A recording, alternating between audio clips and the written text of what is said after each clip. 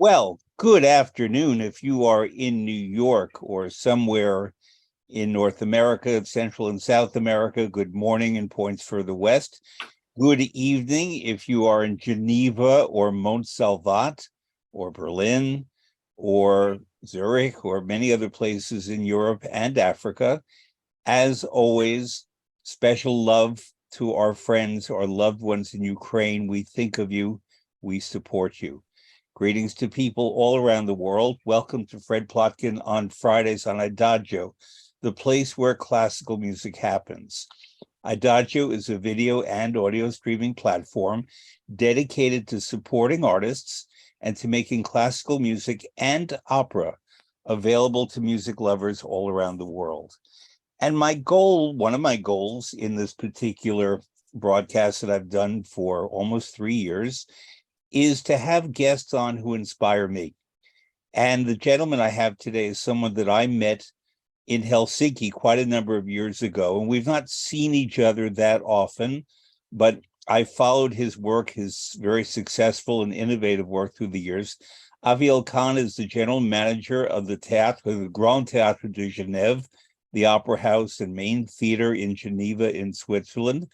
He is Swiss, but we met in Finland. We saw each other again in Antwerp and Ghent in Belgium, in Flanders, where he was working for a while. We're going to get into all of that.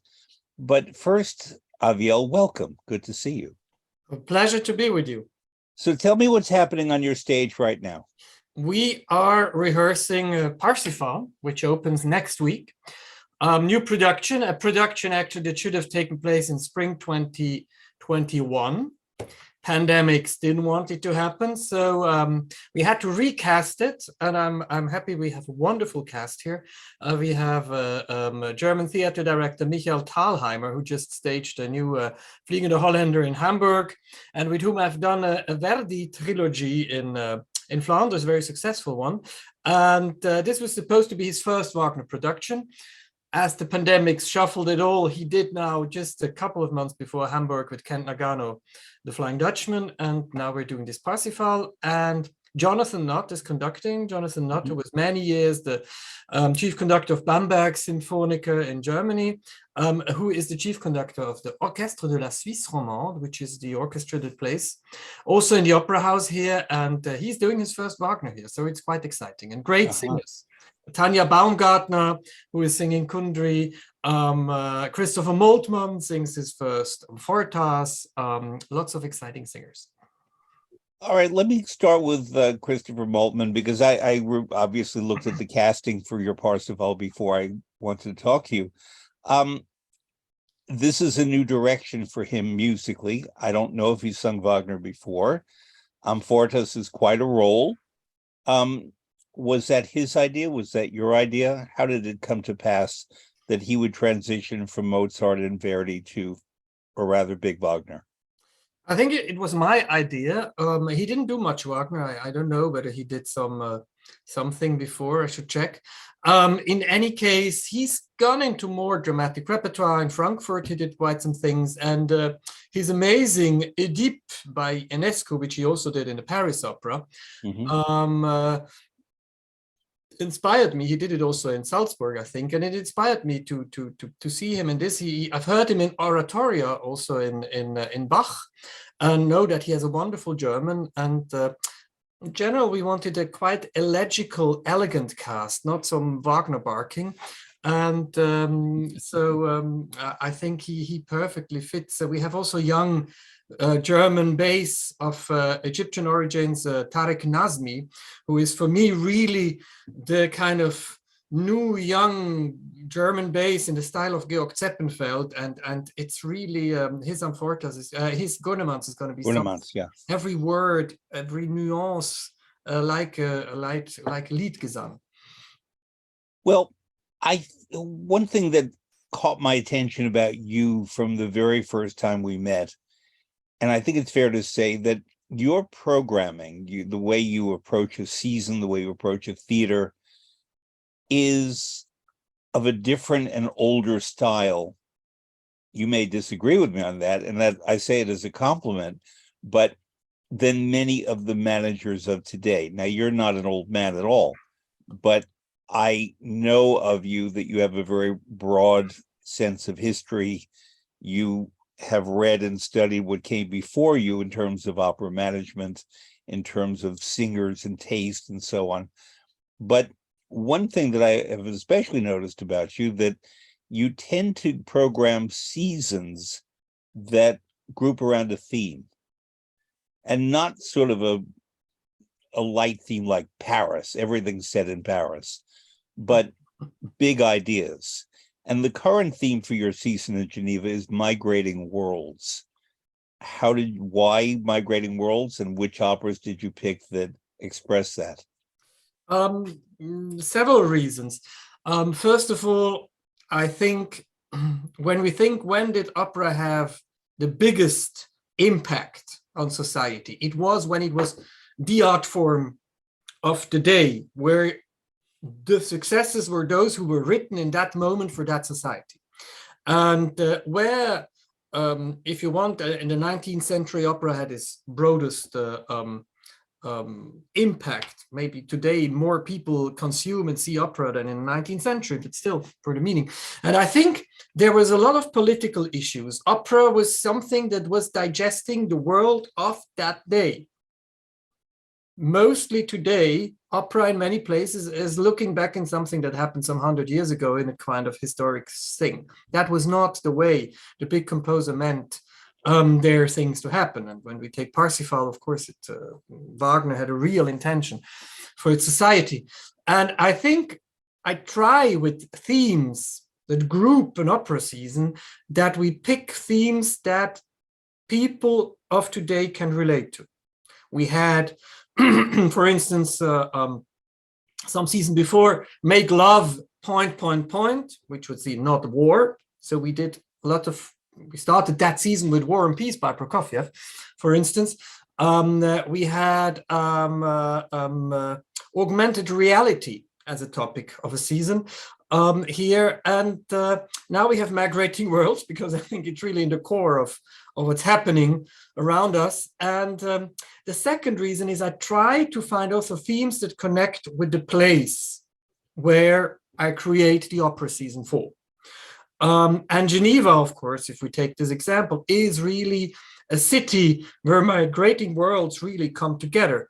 I mean, Geneva is the seat of the UNHCR, where all the question of migrations are discussed. It's the European seat of the United Nations. It's full of NGOs.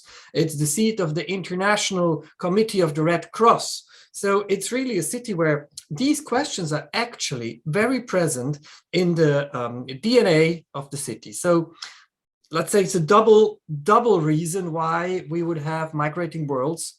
When we planned that season, we didn't expect we would have so many Ukrainians, alas, migrating to us. And we actually harbor in the Grand Théâtre 5 Ukrainian artists that we gave residences. So there are lots of real things that really band this together. And then we choose operas. Parsifal, it's more of a migration, not on the first degree, but migration on of a kind of a journey. Yeah, the journey of the inner journey, also the journey to find yourself within your salvation or your redemption. This is a journey to find that. But we opened the season with La Juive by Halevi, where is, of course, the Jewish migration history, especially in Europe.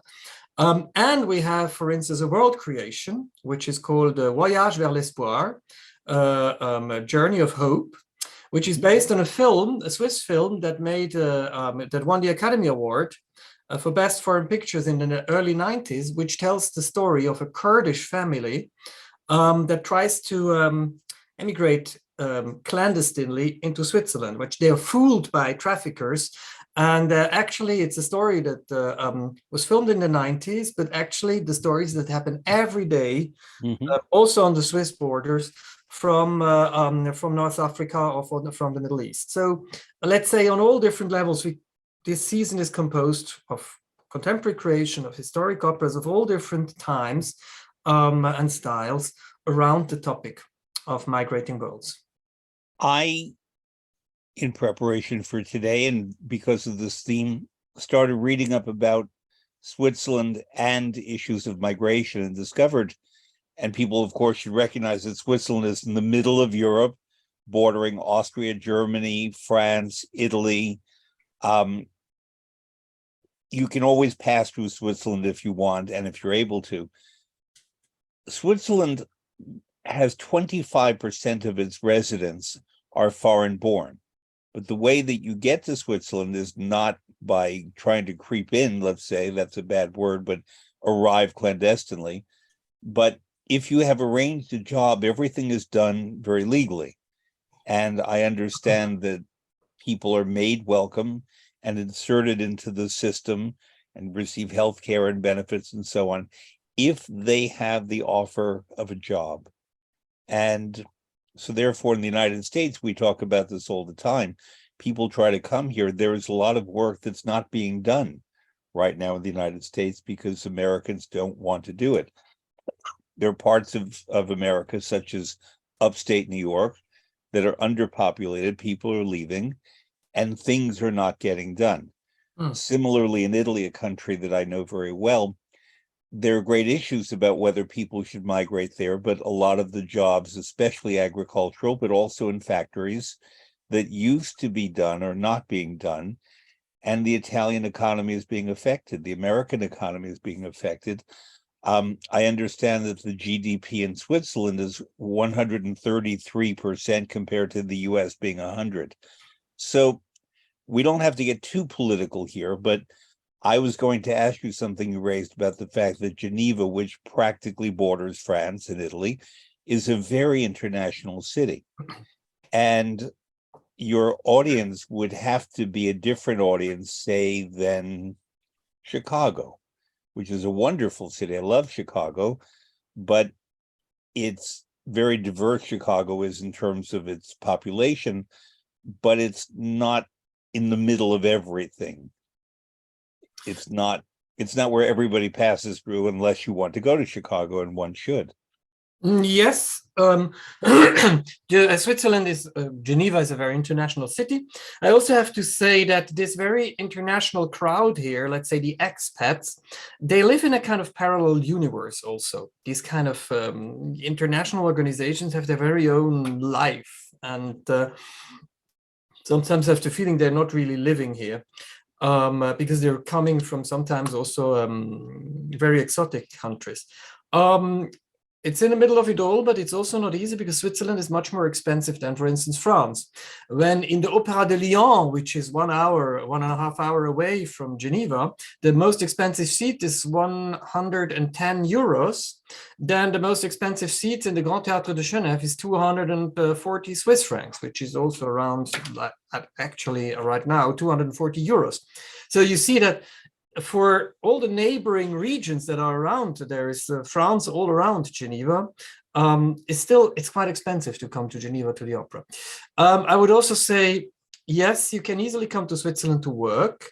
On the other hand, Switzerland doesn't have a very happy history of open borders to refugees. And when we know our history of the Second World War, actually Switzerland had a very a not very pleasant role in closing their borders in the middle of Europe as a harbor that could have rescued a lot of people. And for me, the choice of doing this opera from this topic of a very tragic story of this Kurdish family that has to climb over the mountains left alone by their traffickers, and if the people die today in the oceans, here they die in the mountains in a winter storm.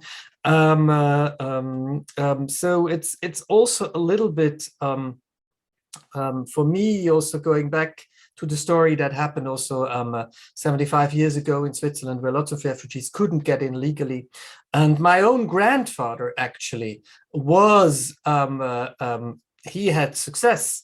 He was lucky. He was in a Nazi camp in France and could escape and walked over the mountains, arrived there around Verbier and could refuge into Switzerland. But it wasn't an easy story back then, and it's not easy stories back now. We don't have a lot of refugees in Switzerland. Switzerland makes it relatively difficult. It's not that welcoming to refugees, and that's why refugees mostly, especially from the Middle East or North Africa, look to go into other countries and not into Switzerland. Yeah. What was new to me in my research today was this concept of if you have a job offer, then it's easier to get in. Easier. Let's say if you're from European countries, yes. Uh-huh. If you're American or Australian, and now even Great Britain, because of the Brexit, yeah, you really have to justify that you couldn't find a European to do that job. Now, for artistic jobs, it's very easy. Because you can easily say this was just artistically the best choice and we need this person. For administrative jobs, it's more difficult, actually. I worked 2 seasons at the Verbier Festival, and I'm an American. And we met there. Well, we saw each other were with there. Martha Keller together in a workshop. I remember we that. certainly did. Martha Keller is a very close friend of mine. Her birthday is coming up. If you're listening, Martha, I love you and happy birthday. But there was a lot of bureaucracy and a lot of forms and a lot of government exchanges and so on for me to work 2 seasons in Verbier. As an American. It finally worked out, but I was startled by how much documentation was required and forms and legal affairs and so on. When I've contracted to work in other European countries, it's usually been somewhat easier. Okay. Well. But I'm mentioning this in part because Switzerland is very particular in the sense that I know many artists who love working there. You're from Zurich, I believe, and I know many artists live in Zurich. My friend Thomas Hampson, Cecilia Bartley. There are many, many singers from around the world who live in Switzerland very happily. I'm going to have a Swiss guest in March, and so I'm aware of this, and I certainly acknowledge the appeal of Switzerland. But you mentioned something just now that I was going to ask you about European artists. When I looked at the schedule that you have for this season, there are a lot of European artists. Whereas if I go, say, to Berlin, there might be more Asians or some Americans. Similarly, Madrid and Barcelona. When you go to Italy, there are a lot of people from Eastern Europe as well, a little bit from Asians, some from the Americas. You see people from Africa somewhat, but your core artists, and correct me if I'm wrong, are largely European. Am I correct? That's very well possible, though I had some major protagonists this fall that were Americans, like John Osborne, who gave his debut as Eleazar in Le Juif, like Corinne Winters, who did Katja Kabanova.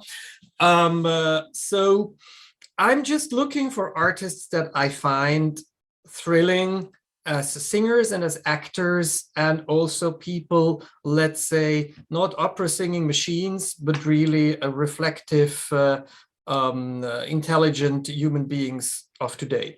Like what I said about how the season is composed, I think also I'm looking for artists that really are interested to work in that direction and look for productions such as what we are doing. And maybe sometimes Russian singers or from some Eastern European countries or some Asian singers are sometimes a bit less interested in this kind of, I don't want to generalize, but maybe it's a coincidence. And when we did War and Peace last season, we had, of course, lots of artists from Eastern Europe for that production. So I wouldn't generalize, but it's not a conscious choice. It's really rather the artists that interest me. If you think that our percentage of very European-based artists is bigger than in other houses, yeah, maybe it's not a coincidence. Maybe it's that kind of singers that appeal to me. I also was wondering whether it might just be a logistical thing about Geneva in terms of flights and No, but you would say you would like also to be more sustainable these days as opera yeah, house. So you would rather recruit a bit more local. And it's wonderful. Tanya Ariane Baumgartner, one of the greatest Wagner mezzos today, she's singing Kundry here, and she lives actually in Switzerland, not far away. And she really yeah. literally can come by train every day to the rehearsals. And Mhm. actually, we feel good about that. Yeah. My experience of Geneva, a place I've been to numerous times, including connecting to go to Verbier or connecting to go to Meshev or connecting to go to other places I've worked, is it's a very wealthy city. It's a very placid city, and that's not a criticism to say it's a placid city. It's a city that is cultured and sophisticated, but also very intimate. And people tend to cross paths very easily there. And people tend to live in communities where they know one another through their work primarily. But I also find that many of the people who serve the population in Geneva live across the border in France.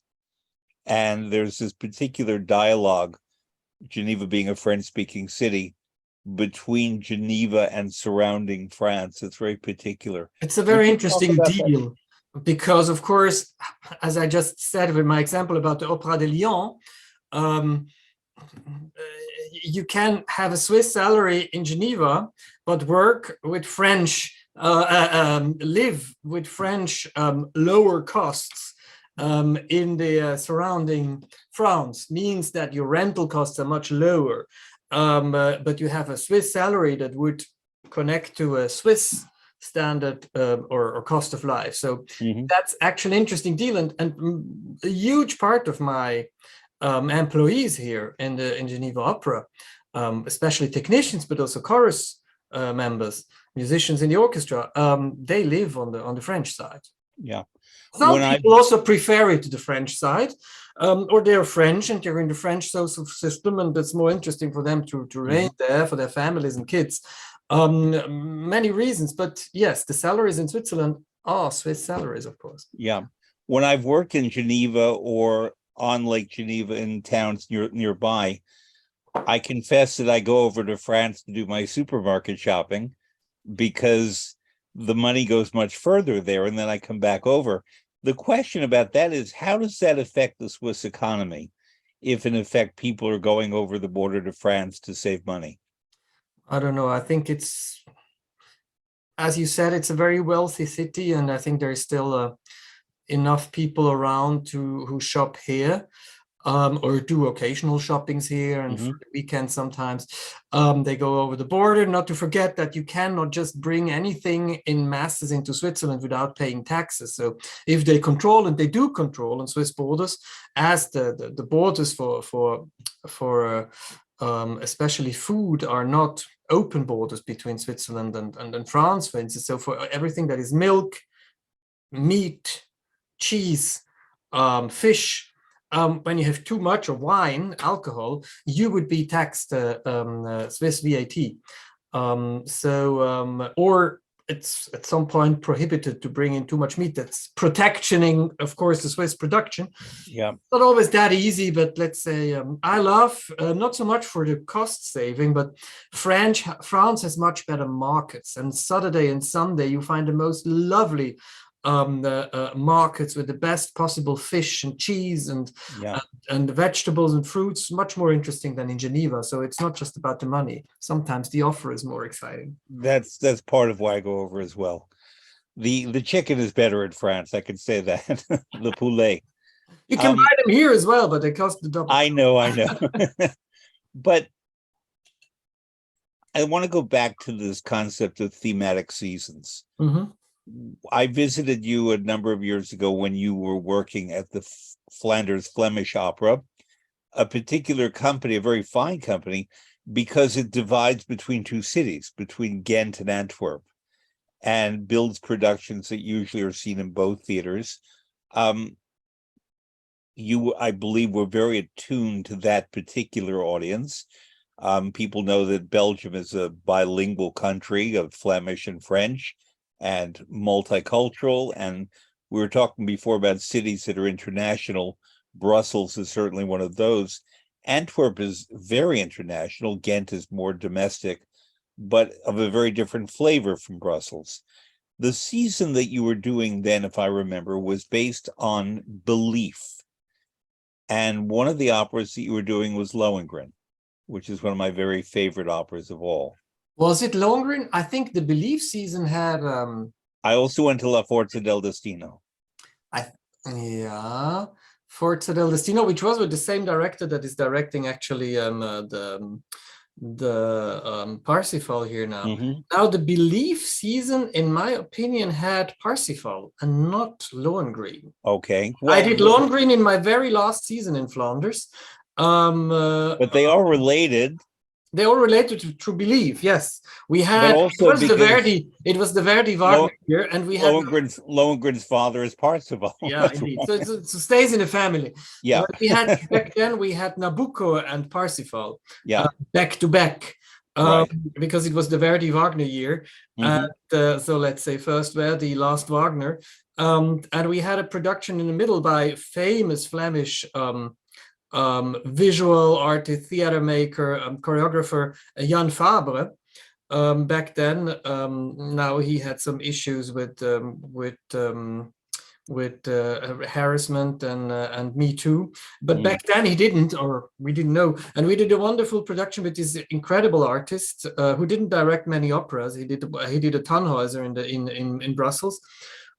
Which was much sought after. And he did a creation on all Wagner operas, honoring Wagner in the Wagner year, 2013, about Wagner's relation to Nietzsche and Nietzsche's relation to Wagner, reflected on all operas that Wagner has written. It was a very exciting season, this Belief season. So what we have here is that you are either a leader or have audiences who go with you in these directions. Just to try to tell stories. I think we as theaters need to tell stories, and we need to try to take, especially if we want people to take a subscription, they should have we should do a journey together. And I think if you have a season where you feel it's specially built, it's more attractive to take a subscription somehow. And subscriptions are very difficult. People seem not to be doing that much in New York and in America anymore. Do people still subscribe in Switzerland or in Geneva? They do, but we have seen a decrease with COVID, and after COVID, it didn't catch up again as before. So I think we have this morning in the Swiss radio was also something about all theaters in Switzerland, not especially opera houses, that really audiences didn't come back on the level of 2019. And I think we have lost 20% of our subscribers. Mm-hmm. We still have a couple of thousands, several thousand subscribers, between 3,000 and 4,000. But I would say, it was around 5,000 before COVID. Do you find that streaming and HD broadcast affect negatively or maybe positively the desire of people to subscribe as opposed to just buying a single ticket? Hard to say. I think it's not necessarily only the streaming. I think it's the pandemic opened to some people who would never have thought about it, the way to consume opera, concerts, ballet at home on their screen. In Europe, we have Arte. Arte is an amazing platform. I mean, it's a TV channel, but it also has an amazing platform, Arte Concerts, for opera and classical music and so on, and cultural content of any kind. And I think people, especially older people or people who couldn't be bothered so easily because their journey to the opera house is a bit more complicated, would come, I wouldn't say not anymore, but less, because they have discovered how they can consume opera more easy at home. So that, I think, affects rather negatively, in a way that I'm one of these people who is not convinced that opera streaming is creating new audiences. I think opera streaming is satisfying existing audiences. I don't think that any person who doesn't know opera will find their way to opera through streamings. Maybe there are some, but I would say it's rather the exception than the rule. I agree with you, and I think that it's cannibalized some of the live audience. I was about to say something that completely slipped my mind. Oh, yes, about Arte, that to my understanding of it, there is sort of the French language Arte and the German language Arte. And I've appeared on quite a few shows on Arte through the years, and I get emails from people in different countries because they tend to dub over. So if I'm speaking in English or in Italian or my bad French, they'll leave me in French. But on German programming, I tend to be dubbed into German. And I hear all the time from people, we saw you on this show about Maria Callas or that show about Luciano Pavarotti. And they present the programming for years, repeatedly and in different languages. Adagio, which I want to make a little pitch for, continues to create new programming and show new programming. I did a course recently on Verdi, and Francesca Zambello is about to start one now about Wagner and the Ring. And it's important to create new programming that people can access. And Adagio is a different thing because it's not television, it's on your computers and other streaming devices. But I too believe you have to see and hear opera live.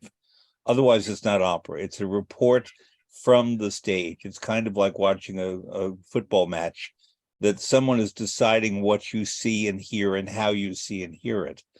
Whereas it can only catch you in the theater. And it's very interesting. We had for Katya Kabanova, for instance, which we did this autumn, we have for our dress rehearsal lots of schools coming. And one of those teachers, I mean, there were, I think that was like a 14, 15-year-old students. And we did Katya Kabanova without a break for, let's say, 1 hour 45. And the teacher said afterwards, she has never seen her class so calm and concentrated than in that opera. And most of them came the first time. They were prepared for the visit, but still means it can easily catch, even with a considered a bit more difficult opera as Katya, can easily catch people who've never come. But I don't think they would watch all through a Katya Kabanova so calmly and focused when it was on the screen. Am I correct? As I said, I evoke you as being of an older style, and I think that's a very positive thing, that you are a general manager who tends to do all of it the way artist Kranick might have in Chicago, Rudolph Bing did in New York, people who are the head of the company, so to speak, because many other companies divide labors, and if I'm correct, it really does come from you in terms of the vision, in terms of the casting. I know you have help, obviously, but the conception and the direction and what you want your company to express, whether it was in Flanders before or Geneva now, comes from you. Is that right? I work with a good team and with a strong team here, but that's lots of ideas I put on the table. My teams would complete, and we will discuss it, how we do it. I think I have a very clear taste and a broad knowledge of opera, of singing, and a big curiosity for what happens in theater, what happens in the arts, also in the visual arts, in film, and let's say a broad interest in culture on a big scale and how that can be connected to opera, dance also. And I have a team that is reflecting with me around that and pick up things. But yes, I'm not just the manager who's interested in the numbers or in the political part of this, but let's say the core comes from a if you want to call it old-fashioned idea of the intendant, the general director of a theater, that is general and artistic director. Yeah. Like people of Alexander Pereira or Gérard Mortier or Hugues Gall. You find different types today, more and more, because also politics and the way how they organize opera houses like to divide it. The artists just think of the artists and they have no clue about numbers, so let somebody else do that. And fair enough. I think when you could unite the artistic and the, let's say, managerial impact of a house around the same epicenter, it's can be more fruitful than somebody just thinking of his artistic thing but not of the rest, or the money says now you have to do this because we need a blockbuster. There are about 1,500 seats in the theater, am I correct? Yeah. So the planning, it's far too big. It's the biggest opera house, it's the biggest classical theater in Switzerland. Zurich has 1,200 seats, but 300 seats less, but this city is double as big in population. So the house here is really oversized for the town. Well, except that you can draw from nearby France and parts of Italy and so on, so that it's a magnet for more than just the city of Geneva. Certainly, even the area around Lake Geneva has an arts-loving population. But I'm guessing you were about 3 years old when you decided that you wanted to run opera companies? I'm not sure whether I was 3 years old, but let's say I discovered opera relatively young. Maybe I was 5 or 6, because it was present at our home. And I picked it up and I picked the fascination. And as a kid, I went immediately to the children's chorus of the Opera House in Zurich, where I grew up. And somehow I remember my grandmother had a recording of Tosca with Renata Scotto and Placido Domingo, James Levine, an LP. Vinyl, and that was when I ever was at my grandmother's. I was fascinated as a little kid of this Tosca, and I would listen to this all the time, and they were thinking, what's wrong with that guy? Well, I know that you studied piano and singing and law at the University of Zurich, which is a combination that makes it sound like you knew where you wanted to go. Yeah, by that age I knew, but then I was a little bit older than 6. But let's say I hoped very early that I could work in the artistic field around opera. I didn't know whether I would manage and how these jobs get along. And then I came from a let's say very traditional Swiss family. You should do a good job and study something serious. So I studied law. I say, when I studied law, you can do lots of things with it. Many other successful opera general directors were studying law also. Gérard Mortier studied law. Rolf Liebermann, who was in Paris and in Hamburg, it came from Zurich as well, studied law. Hugues Gall, I think, also was a lawyer. So there are many successful opera general directors who came from that. So I thought also maybe I will end up being that, but law is certainly not the wrong way to it. Yeah. And how did you actually get your foot in the door of your first opera job? It was, I mean, I was working already during my studies. I had with a friend of mine, we opened an artist's management. We were students, but we were kind of always in the opera, and we knew a lot of singers, and they found sometimes their agents a bit stupid, and they were asking, couldn't you guys do that for us? You're clever. We were both studying law. And so we started and could work for a couple of quite interesting artists already during our study times. And I've always tried to work next to my study at university with some artistic jobs. I worked for the Rudolf Nureyev Foundation, which was based in Zurich back then. I've worked for the Zurich Chamber Orchestra, lots of kind of things. And one connection came to the other, and then I got some job offers, and I found out that agent is not the job I dreamt to do. And then I had this amazing offer to go to Helsinki when I was very young, still as casting director. Because I studied singing, and the general director back then of the Finnish National Opera was actually in Zurich, because he was head of the opera studio at the Opernhaus Zurich. And who was that? Erkki Korhonen.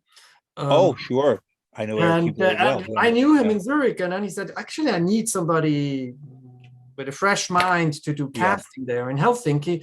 Would that be an interesting job? And I said, oh, I've never thought of Finland in my life, although we had a Finnish au pair when I was a little boy. But that was pretty much everything I had to with Finland. And I said, I went to Helsinki. I saw this amazing opera house. And I said, oh, yeah, I want to work here. And that was the start. And I was 26, I think. Yeah, that's when I met you then. I'm just remembering that Erkki's late wife was Swiss. Yes. Regular. Yeah, she lived in Switzerland many years. Yeah. So Finland is a remarkable place in terms of music. It's the superpower of the world.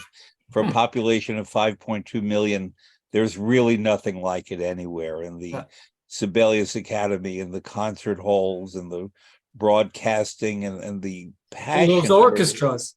All those orchestras. The passion. Not many opera houses, though. Huh? No, but they have the wonderful Savonlinna Festival. I had the director on last year, and Helsinki itself is remarkable. And the Finnish National Opera dates back to when it was in a little theater called the Alexander Theater, which was built when Russia occupied part of Finland and Sweden occupied another part of Finland. And that lovely little Alexander Theater I loved it, but it was not quite right for opera. And they built a modern, very practical, very Finnish theater in 1993, I think it opened. And one of the things that impressed me there is the coat check is the largest I know in any theater.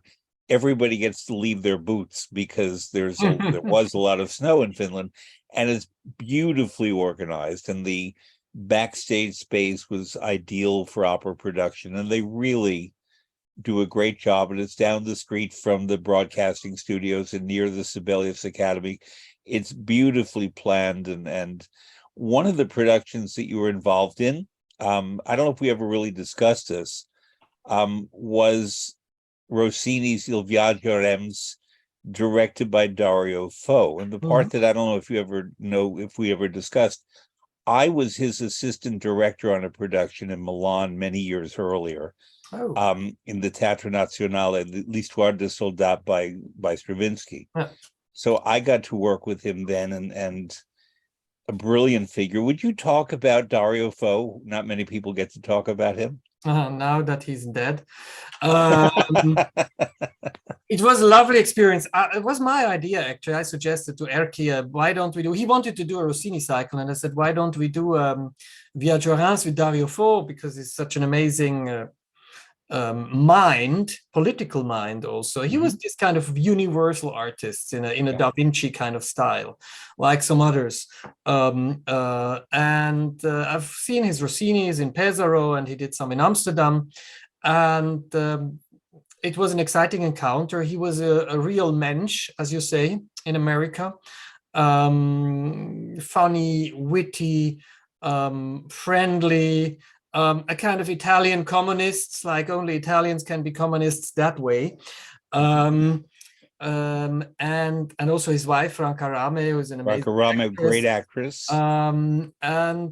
We rehearsed 3 months for this Viaggio Reims in Helsinki. It was a complicated process because he changed the libretto, and we didn't expect that. And one day Dario Fo comes to Helsinki for a preparation meeting and says, by the way, I think this libretto is really, it sucks, and I've rewritten it. And then talk about the story. It's not so easy. It's not. But talk about the story of Viaggio Reims, or I can do it if you prefer, in terms of what that opera is. It's rather unique, even in the great realm of opera. There's not quite It's a cantata for the coronation of a king. Yes. And one brilliant scene after the other with no real plot. And it's all these European nations coming together to celebrate the coronation, and they're blocked because the streets are blocked in a hotel, and then they make their own party. And of course, that's why I asked Dario Fo, who's a very political mind.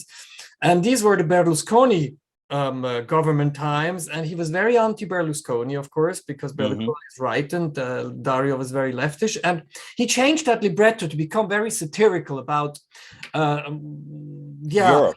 About Europe, about conservatism, because actually found out that Charles X, the French king for whom Viaggio a Reims was written, for whose coronation, and Rossini was rather reactionary and not very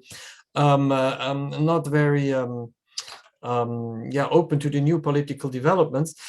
He found out that this Charles X was abolishing a lot of achievements of the French revolutions of liberty.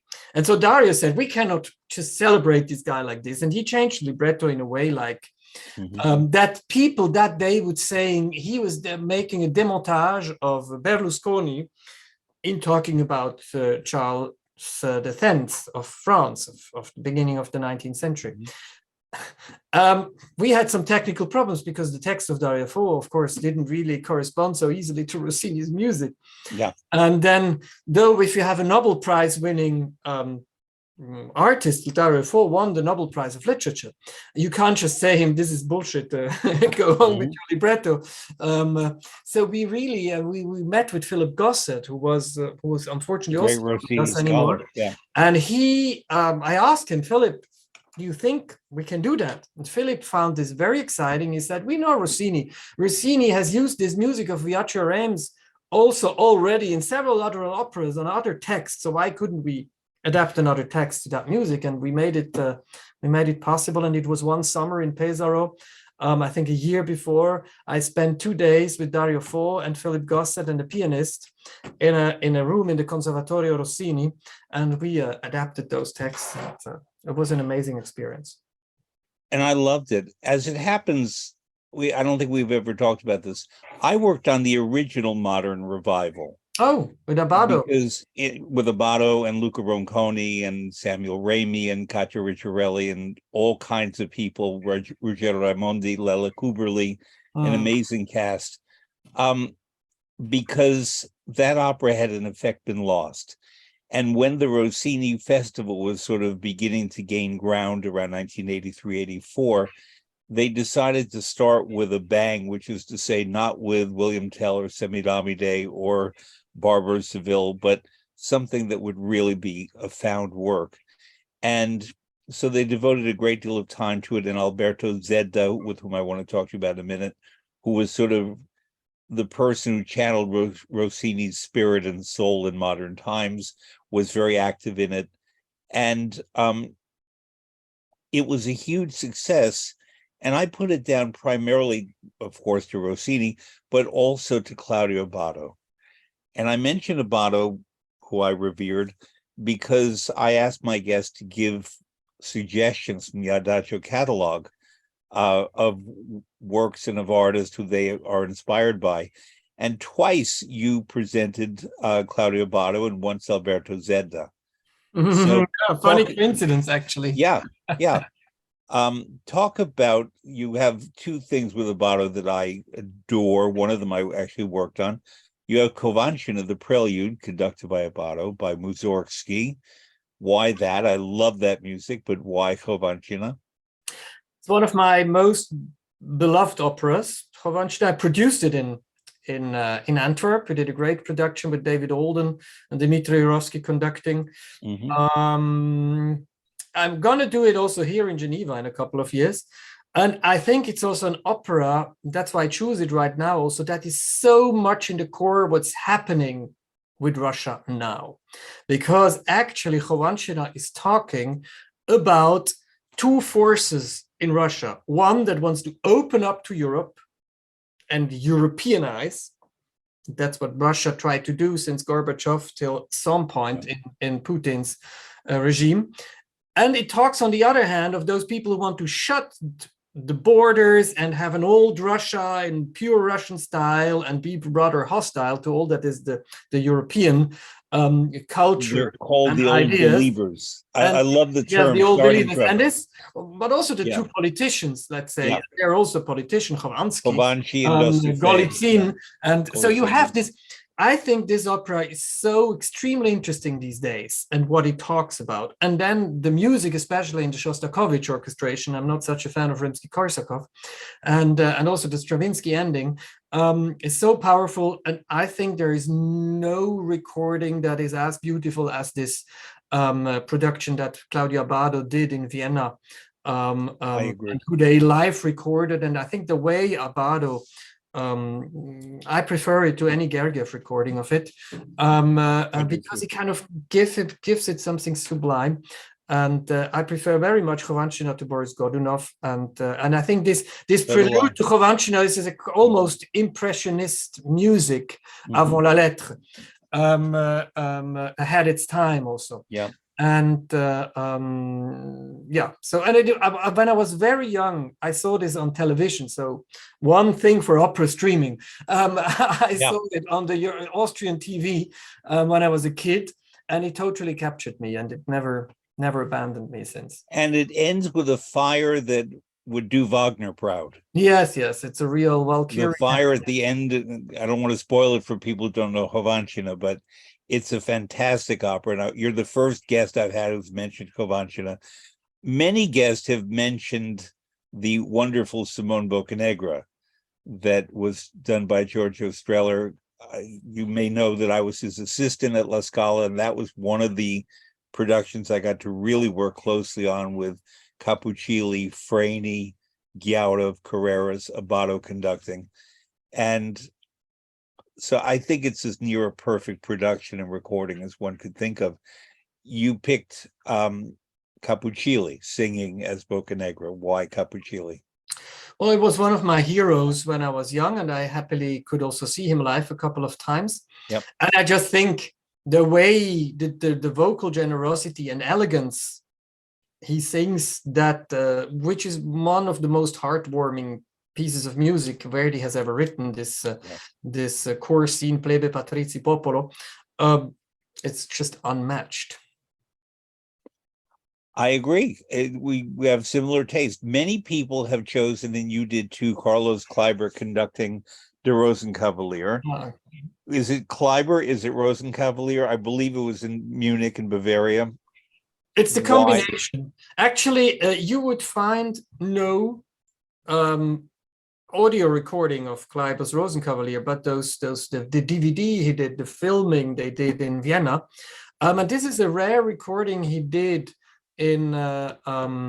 Is a rare recording, a live recording from the Bayerische Staatsoper in Munich, and I just think, and especially in the finale of the second act, you can hear in that recording the energy that Carlos Kleiber could give to that music, and I think nobody else.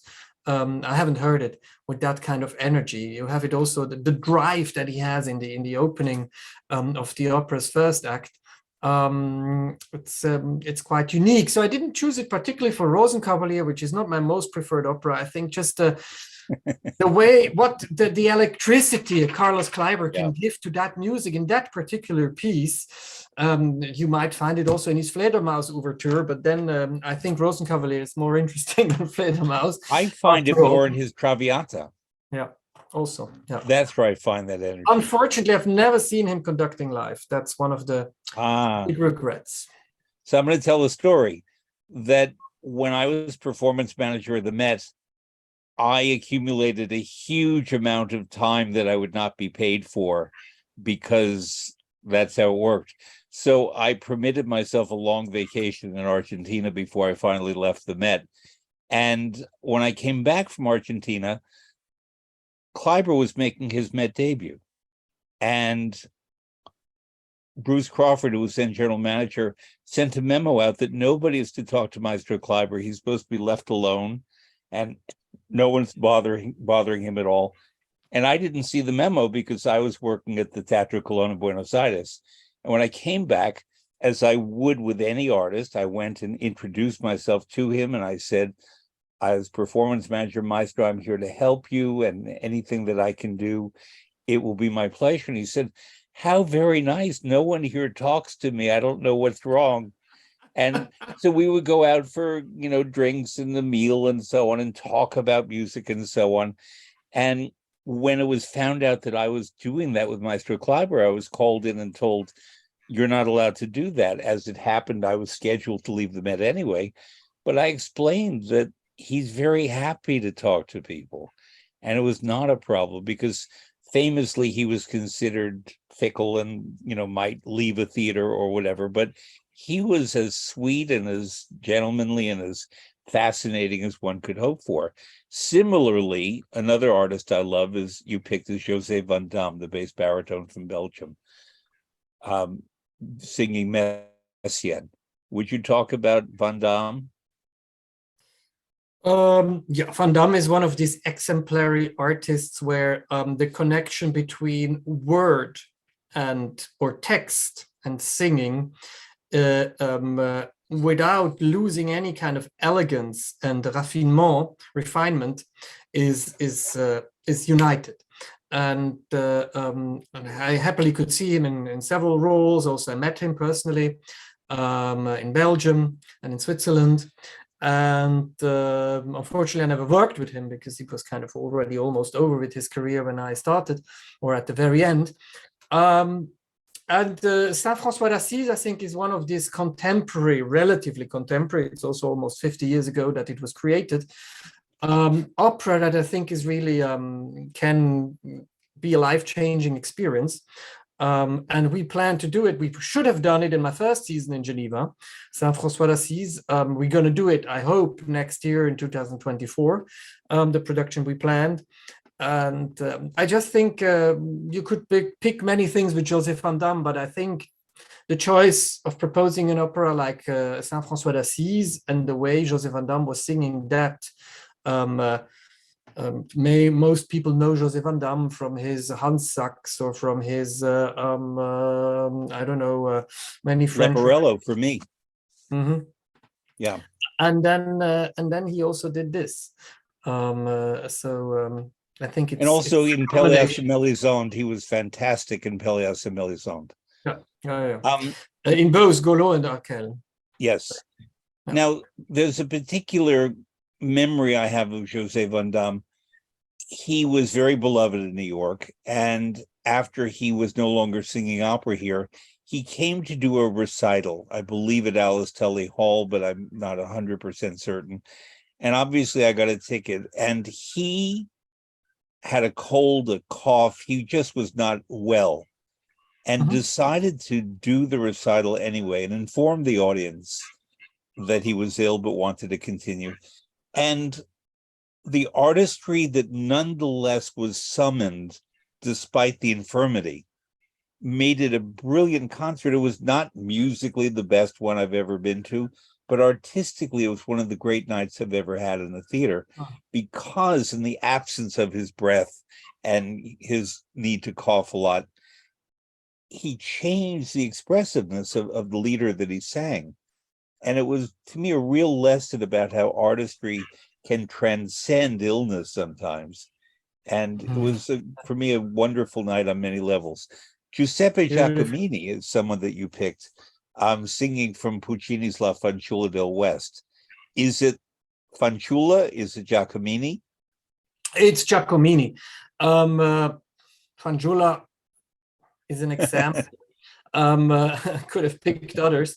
I just think the way he sings Ch'ella mi creda, this endless legato and breath he has, and this unity of the color of the voice from bottom to top, and the thrill, and the Italianità and the phrasing. And I think it's really one of those artists that, for several reasons, has been a bit neglected by the larger audiences, and has been in the shadow of Pavarotti's or Domingo's, but vocally, I would say as a heroic and Italian spinto tenor, none of those came close to him, and he was the only true heir to Franco Corelli. And I had the chance to see him in many performances and many things, from Andrea Chenier to Aida, to Otello, to Cavalleria Pagliacci. And I think just such a voice, such a talent, such a singer. such a vocality, if you can call it like this, Yeah. It's I haven't seen anybody else. I sometimes think Jonas Kaufmann tries to copy his color without ever matching his way to go up to the top of the voice. And to have the Italian phrasing. It's one of the most unique singers, and I by my recommendation, I hope that many people can go into the archives and discover him, because there's lots of recordings nevertheless, and live recordings. And why also Fanciulla? You know, when they did Fanciulla at La Scala, which then was recorded with Domingo and Eva Marton, there was another cast with Lorin Maazel, which was Casola and Giacomini. And actually, vocally speaking, they were certainly much more exciting. I got to work with Giacomini only once, 1983. The Met was doing La Forza del Destino, and Leontine Price was singing Leonora, and the idea was that maybe this would be her last Met role. She added Aida because she felt that she could do it, and it was brilliant when she did it. She did it with James McCracken and Fiorenzo Cosotto, Aida, but she did La Forza with Giacomini. And the way they inspired one another, there's a bad video, the sound is great, but the video is nothing special, of Price really being lit up by Giacomini. The energy that he brought to that performance made it memorable. For that reason, he sang a lot at the Met. I mean, he was a real Met tenor in the 80s and late 70s. But he got only one premiere, which was Don Carlos. Because otherwise the sponsors always wanted Domingo or Pavarotti. True. Occasionally premieres. The sponsors choose. But he did a lot at the Met and in the Wiener Staatsoper, and I mean, who've seen him in great form, we'll never forget. And finally, we mentioned Alberto Zedda, who you had conduct in Antwerp. Am I correct about that? I already worked in Helsinki with him, where he came to do Cenerentola and Stabat Mater also. With very young Elina Garancia, totally unknown back then, doing Rosina and doing also the mezzo in the Stabat Mater. And I have a special relationship to Zedda because my first singing teacher was for some time his girlfriend. And so through her, she was in Zurich driving an Italian car with an Italian plate. I said, "Why do you have an Italian plate?" She said, "It's the car of my boyfriend." Oh, and then she started to tell me about Alberto Zedda. And I discovered about this amazing Rossini scholar and conductor and artist. And when I went to Helsinki, I said to Erkki Korhonen, the general director, we should do, when you want to do this Rossini cycle, we should absolutely get Alberto Zedda to Helsinki. And I called my because we didn't have the contact, I called my former singing teacher and said, could you give me the phone number of Alberto Zedda, which she did. And through the singing teacher, the relationship with me and Zedda started, which became an enormous friendship over many, many years till his last days. And happily, we did some thrilling shows together, especially in Antwerp. Quite some of them were recorded. We did first Semiramide, which is on the market as DVD. We did an amazing Otello recording, Rossini's Otello, with Gregory Kunde. I think it's his only recording as Otello Rossini. Yep. In the same year, Kunde sang also Verdi's Otello, one of the few who would sing both Otellos in the same season. In Venice. We recorded Armida. And we also recorded the Stabat Mater. And I think this is one of my most beloved documents, this concert performance of Stabat Mater we did in Flanders. And there is the link also to Carlos Kleiber, if you want, the kind of electricity and energy Alberto Zedda could give to Rossini's music and to bel canto in general. Nobody else could. I also did Puritani with him when I was opera director in Bern. And also his Puritani, it was just, some people would say bel canto operas can be sometimes boring and have these long moments. Never. Wait for that. Not with Alberto Zedda. No. Well, he he was a very small man physically, but exuded a great deal of energy. And even as a very old man, he seemed to be guided by Rossini's spirit. We called him And the Yoda master, yeah, the Yoda of bel canto. and anytime he would open a score, he would run his hands on it as if he were caressing silk or cashmere, the way he would feel it, and he would smile and his eyes would light up.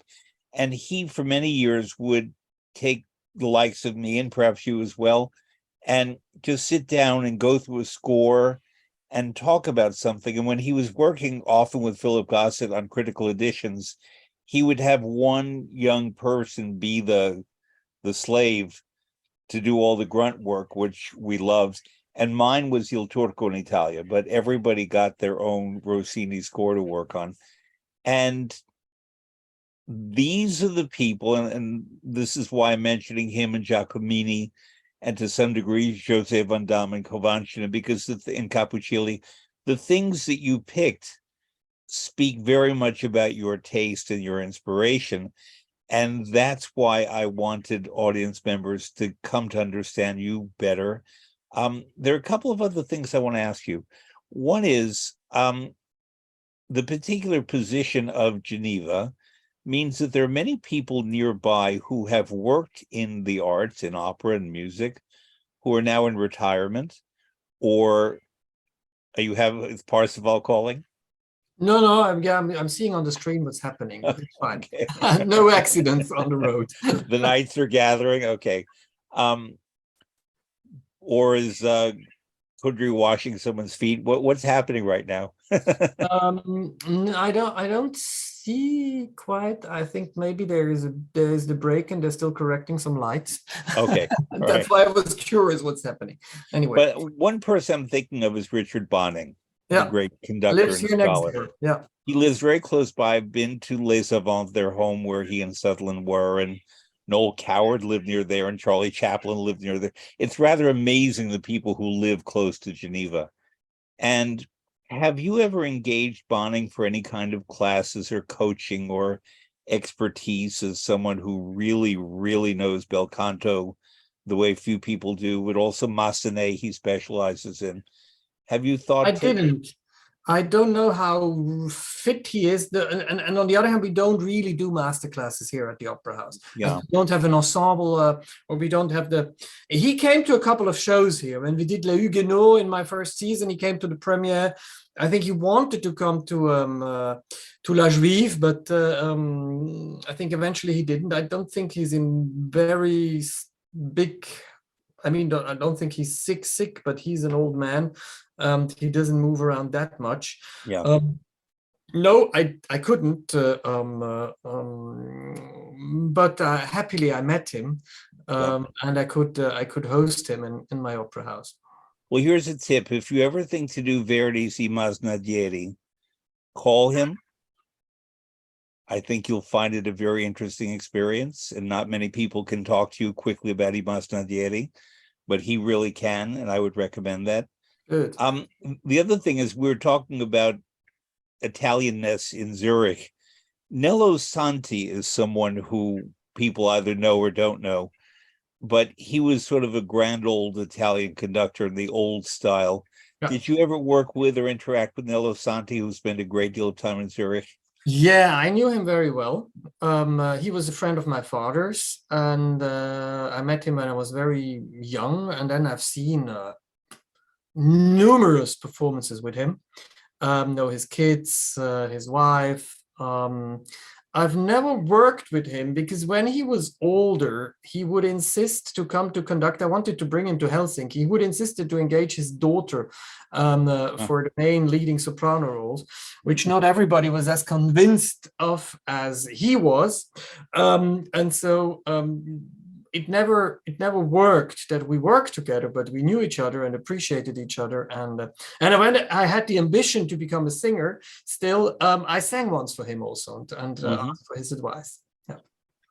I remember very well. He was here at New York a lot, and he was sort of he had a great following here, not only among Italian Americans, but people who loved the older Italian style that he exemplified. And he was a very easygoing man for the most part. But one thing that he was not easygoing about was if the audience made noise, especially at the end of acts, because New Yorkers, being enthusiastic and in a hurry, the curtain could be coming in, whether it's Rosenkavalier that he didn't conduct here, or Traviata or anything, Aida, which has notes at the end that are very beautiful, and they'd start applauding, and Santi would turn around as he was conducting and gesture to stop, be quiet.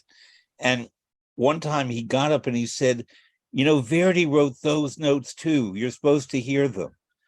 And he like Zeta, like certain people, in a way were memory of the way things are. And I won't always say the way things are supposed to be, but it's what we call institutional memory.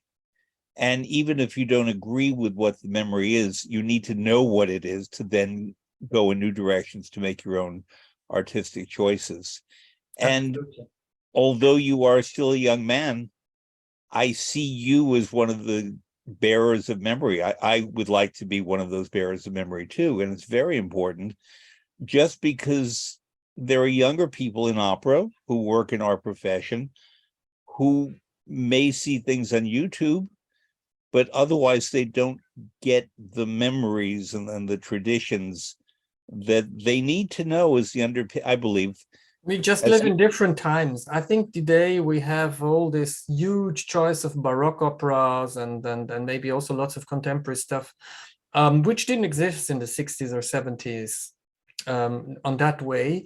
On the other hand, when you have to cast a classic Italian opera of the 19th century, you have a very hard time to find a good tenor. Whereas in the 80s, you would have the choice of 15 great tenors to do that role. Where today you would say, maybe we have 4 or 5 if we're lucky. And I think there something has changed, though you find, I don't know what, lots of great countertenors and Handel specialists, and things shift, and it has to do with a lot of things. And sometimes I feel like I'm punished that I've heard Giacomini in Otello. Who could I ever hear again, satisfying my